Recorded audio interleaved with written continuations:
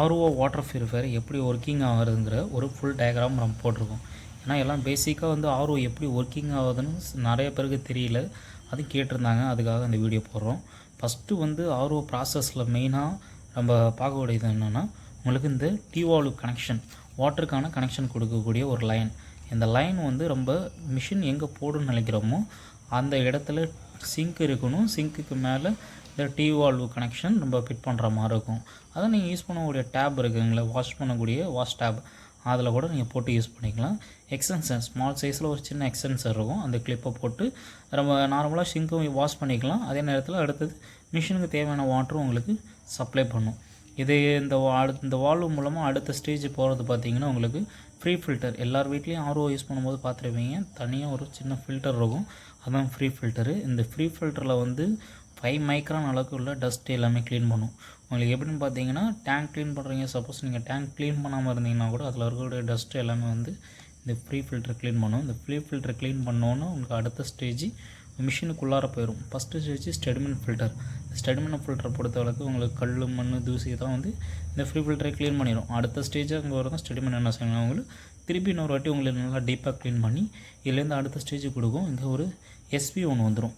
இந்த எஸ்வி எதுக்குன்னா, உங்களுக்கு வாட்ரு எப்போல்லாம் தேவைப்படுதோ, இந்த வால்வ் ஓப்பன் ஆகுதுங்களா, வாட்ரு தேவைப்படும் போது மிஷினுக்கு வாட்டரை எடுக்கும்போது தேவையில்லாமல் உங்களுக்கு வாட்டர் ஃப்ளோ போயிட்டே இருந்துச்சுன்னா, நல்லா சில இடத்துல வந்து ப்ரெஷர் இருக்கும், அந்த மாதிரி இடத்துலலாம் வந்து வாட்டர் வேஸ்டேஜ் வெளியில் போயிட்டே இருந்துச்சுன்னா இந்த மெம்பரைன் வந்து உங்களுக்கு அடி வாங்கிடும்.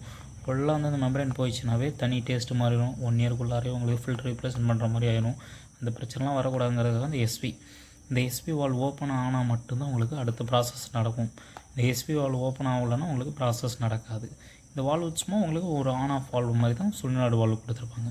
இதே எஸ்விங் வாங்க. இது அடுத்த ஸ்டேஜ் போகும்போது உங்களுக்கு பம்பு கொடுப்பாங்க. இந்த பம்பு பொறுத்தளவுக்கு நல்லா ஹெவி ப்ரெஷர் பண்ணி கொடுக்கும். இதுலேருந்து அடுத்த ஸ்டேஜ் உங்களுக்கு கார்பனை பொறுத்தளவுக்கு உங்களுக்கு வாட்டரில் இருக்கக்கூடிய எல்லோவாக வருது, இல்லைனா உங்களுக்கு வந்து ஸ்மெல் வருது, இல்லை அந்த வாட்டர் வந்து கலர் சேஞ்ச் ஆகுது, இது மாதிரி இருக்க எல்லாமே வந்து இந்த கார்பன்ஸ் க்ளீன் பண்ணும்.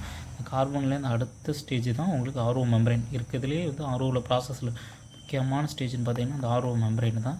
ஆர்ஓ மெம்பரைனை பொறுத்தளவுக்கு சைஸ்னால் வந்து 0.001 மைக்ரான். இதில் வந்து பாக்டீரியா, வைரஸ், ஜெம்ஸ் எதுவுமே உள்ளார போகாது. வேஸ்டான வாட்டர்லாம், தேவையில்லாத சால்ட் இதெல்லாம் வந்து வெளியில் வந்துடும்.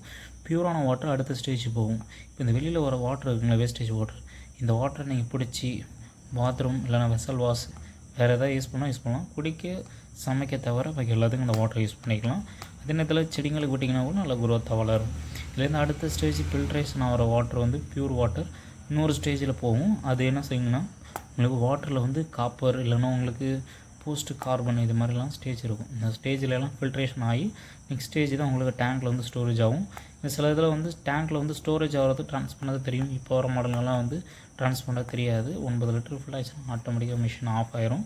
டேப்பில் தேவையான அளவுக்கு நம்ம வாட்டர் நம்ம எடுத்துக்கலாம். இதுதான் வந்து மிஷின் ஹோல் ஆர்ஓவோட ஃபுல் ப்ராசஸ். இதில் எலக்ட்ரானிக்ஸ்னு பார்த்தீங்கன்னா எஸ்பி இருக்கும், ஒரு பம்ப் இருக்கும். நெக்ஸ்ட்டு வந்து உங்களுக்கு வெளியில் லைட் இண்டிகேஷன் ப்ளஸ் உள்ளார ஒரு அடாப்டர். இதுதான் வந்து உங்களுக்கு எஸ்பி பேசிக் ஆர்ஓவில் இதே தான் ஒர்க்கிங். அதுக்கப்புறம் பார்த்தீங்கன்னா உங்களுக்கு அந்த வாட்டர் கனெக்ஷனுக்கான சின்ன சின்ன டியூப்ஸ் எல்லாம் உள்ளார போகும். இது வரையும் ப்ராசஸ் நடக்கும். ஓகேங்களா. எப்பயுமே வந்து இந்த வேஸ்டேஜோ இந்த இன்புட் வாட்டரும் இது ரெண்டுமே வந்து மெயினாக நீங்கள் பார்க்கக்கூடிய விஷயம். ஒன்று இன்புட் வாட்டர் போகணும், வெளில வேஸ்டேஜ் வரணும், அதுக்கப்புறம் டேங்க்கு போகும். ஏன்னா உங்களுக்கு இன்புட் வாட்டரோ வேஸ்டேஜோ இது வரலைன்னா கம்ப்ளைண்ட் இருக்குன்னு அர்த்தம். அதேமாதிரி உங்களுக்கு டேங்க்கில் வாட்டர் வரலன்னா மட்டும்தான் நம்ம கவனிப்போம்.